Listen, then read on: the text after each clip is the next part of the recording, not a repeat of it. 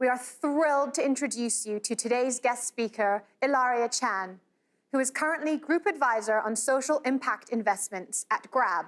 Ilaria has one of the most colorful and interesting bios I have ever come across. Her impressive finance career is rivaled only by an equally impressive roster of talents that range from freelance singer and concert pianist to culinary school graduate and food critic. Passionate about philanthropy and sustainability, as well as also armed with a sharp mind for business, Ilaria's latest role at Grab seems to combine it all for a path straight to great success. So let's dive straight in. Hello, Ilaria. Thanks so much for joining us today. It's my honor. Thank you for having me. Ilaria, you have an incredibly diverse background, and you were born and raised in Hong Kong, which makes you a great voice to speak to our audience today. I'm sure many people watching will be inspired by your international and illustrious career journey. So please tell us, what inspired you to start off in finance, and how did you transition into tech and fintech? Do you see many parallels working in finance and tech? Yeah, well, thanks so much for the question. Well, I'll start it off by being very honest. It was not due to inspiration at all when I decided to join finance. So I graduated Stanford in 2005, and that year, even though Steve Jobs was our commencement speaker, the iPhone wasn't even out yet. The iPhone was rolled out in 2007. And so at that time, truly, people think that the most lucrative career was in investment banking. I mean, it still is, but at that time, that was the profession to go into. So hence being the good Asian kid who wants approval from older generation, I applied for a job at Goldman Sachs, and I was very lucky that they accepted me. So I was lucky, though, because I was never someone who loved numbers. I worked on the trading floor in New York at Goldman Sachs during the peak of China's capital markets activity. So that was a time when Alibaba, Agricultural Bank of China, Youku, et cetera, all went public. So I was just very lucky I was at the right place at the right time. And because I had, I guess, rather strong people and communication skills, so that really helped me become a bridge to bridge the US institutional investors with these Chinese companies and the management teams at that time. So if I think back, I was just so fortunate to have a boss. He's this Aussie guy named John Story. He trusted me completely with some of the top accounts at that time that Goldman Sachs had, and took a risk and gave me the chance to just run with it. I would say I am so grateful for him because he empowered women before it became vogue. And I was, again, just at the right place at the right time. So I was able to have a very fast growth in my career.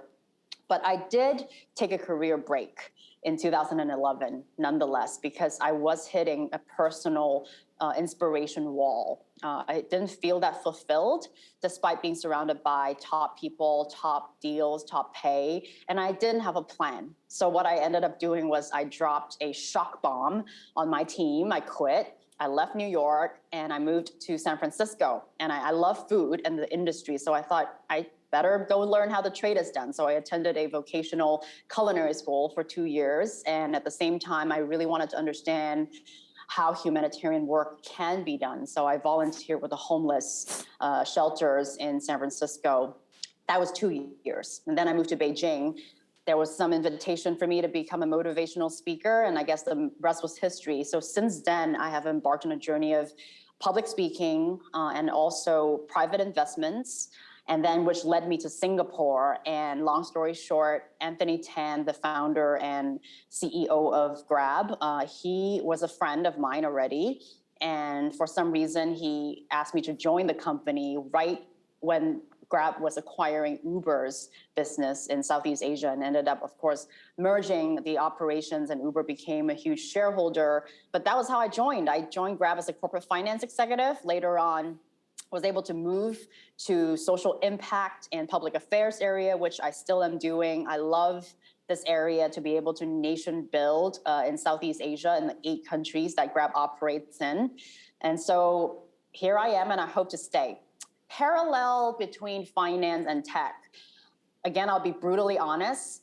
Finance and tech both attract the brightest creme de la creme of the world because it has lots of capital. It pays really well and it has wonderful exposure. Hence, there's so much growth and influence. But I would say that these same qualities can also be weaknesses because it leads to ego, competition, and greed. So that's why I really think that having wisdom and character are really key in both fields, and to have the mindset of playing the long game. You've been quoted as saying that the secret to Grab's success in Southeast Asia is that it prioritizes social impact. How does Grab's double bottom line model benefit both the company and the wider community?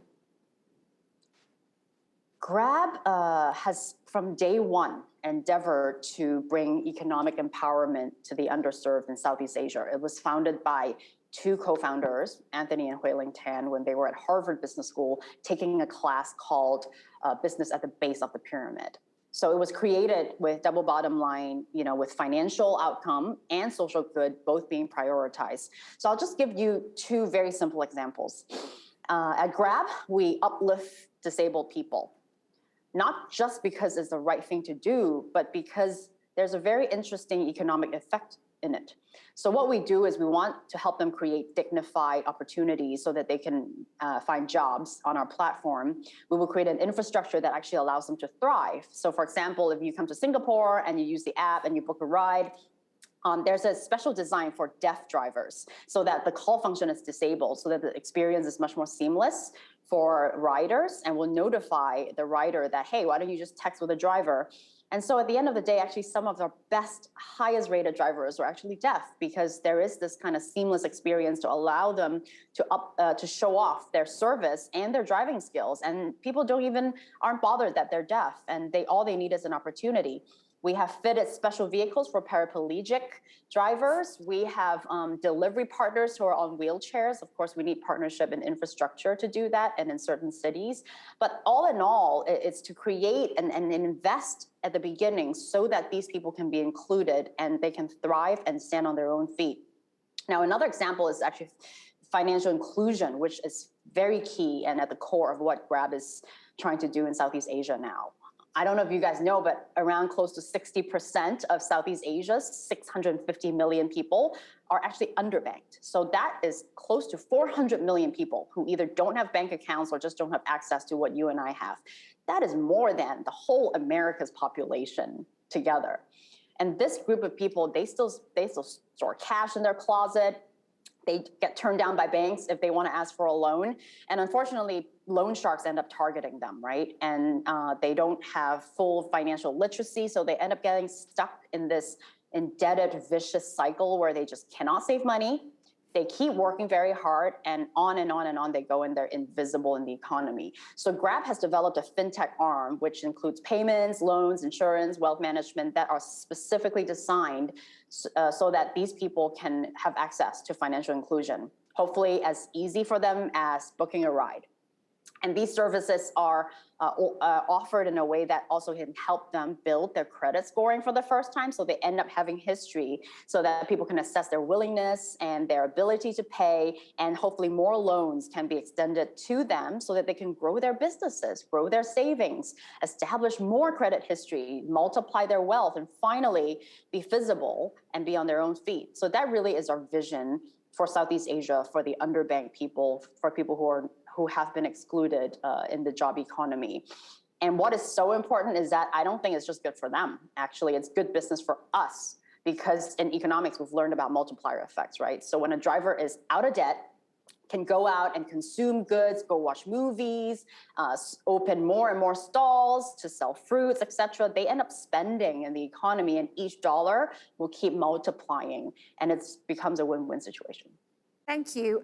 Today's fundraising event for 100 Million Finance Impact Collective is all about social impact, changing the game and changing the stats.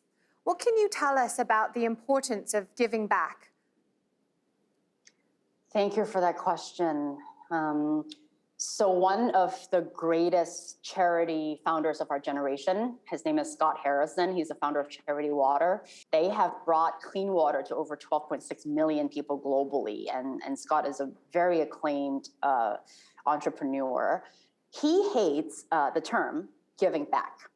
because he says it kind of makes donors seem like they owe the world something or have stolen something and kind of need to give back, right? Like you're hiding something, give it back.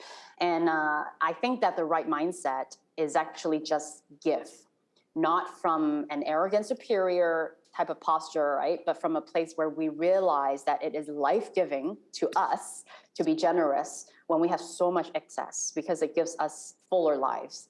I think that to be able to help those in need is like going to an incredible party. It's a really fun party, and it's an honor for us to join. Warren Buffett used to say that many of us are part of this lucky sperm club because of the opportunities we get, etc. And we don't get to choose where we're born and where we come into the world, right?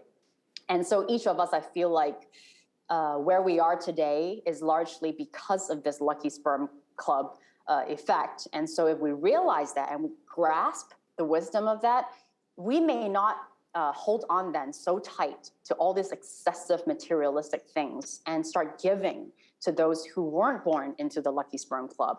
And the result actually could be that we can live much more meaningful lives, purpose-driven lives, and then we end up empowering poorer people to the point where they can stand on their own feet, dignified, and so that they can also then in future give to those who have less than them, and on and on and on. Isn't that beautiful? I think wouldn't we all want to live in a world like that? Absolutely. Wow, thank you so much, Ilaria. So is there anything you can share with everyone watching about being an effective leader in tech or indeed in any industry? How important is diversity, whether it's of gender, race, social orientation, or socio background, in creating a successful company? Well, I don't claim to be the guru. I am still an apprentice in process myself. But I really like this quote by Simon Sinek. And he said that leadership is not about being in charge, but it's about taking care of those in your charge. And I think that if I ponder on that, at the root of issues regarding gender, race, sexual orientation, etc., is really the attitude of rejecting people that are not like ourselves. And that behavior usually is rooted in insecurity and fragile egos. And so then we need to stop others from prospering, right, in order to prop ourselves up. I think great leaders are exactly the opposite. It's not about them. It's usually never about protecting their territory, but they are out there solving real problems in society. They are standing in the gap for others, and they really treasure the resources that are entrusted to them by all the stakeholders, and they don't think that they own anyone or anything. So then I think people like that, they don't give power to ego-driven things.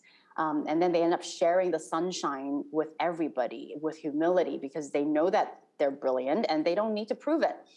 And I think when we have leaders like that, how can companies not be successful, right? And how can things not be diverse and loving? Because diversity will then just be a natural byproduct of this type of leadership and this type of growth mindset. And I think that it would be so great to be able to work for and work with leaders like that. And I hope to be a leader that is like that. And finally, is there anything of high importance that we haven't discussed that you'd like to mention? Well, there's so many, but we have limited time. But given the audience, I would say that in Asia, and as a woman, even though we are living at a wonderful time of women empowerment, it truly has never been like this before. There are still existing undercurrents, and it's easy to feel angry about certain things. I remember being called in Cantonese like a whore equivalent when on my first day of my internship, and I just don't know what to say at that time, because it is just so offensive, and I felt so violated. But at the same time, you don't feel like you have power to say anything. But then, fast forward now, in this point of my career, I think that even though you can have a strong voice, it really takes a lot of wisdom to decide how to use it. And I think being too angry and also, this mindset of revenge is definitely not helpful.